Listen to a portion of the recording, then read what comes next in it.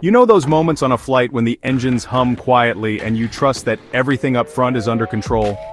Well, imagine this, a high-tech Boeing Dreamliner cruising along and suddenly the software itself decides to cut fuel to the engines without the pilots even touching a button.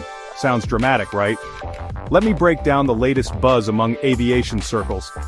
Top aviation experts are raising eyebrows over something called the Thrust Control Malfunction Accommodation, or TCMA.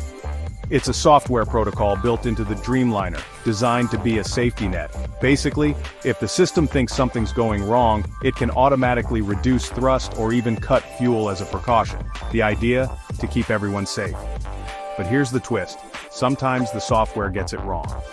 In 2019, an all-Nippon Airways Dreamliner was landing when the TCMA system mistakenly thought the aircraft was already on the ground, so it cut fuel to both engines while the plane was still in the air. The pilots had to land it like a heavy glider. Luckily, no crash. And there was another case, with a United Airlines Dreamliner. Out of the blue, the aircraft put itself into a nosedive, all thanks to a thrust and engine issue linked to automated systems. Now, before anyone jumps to blame the pilots, experts are saying, hold on. In fact, about 75% of the time, pilots are blamed first, but that's not always justified. With millions of lines of code running these planes, sometimes it's the software, not the human, that's at fault. So next time you fly and hear about a pilot error, remember, it's complicated.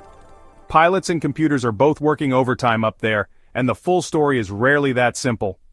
Stay curious, keep flying, and let's keep digging for the facts. Stay informed with the latest in aerospace, tech, and AI, only on Tech Trends. Don't forget to like, share, and subscribe to our channel Tech Trends for more cutting-edge updates.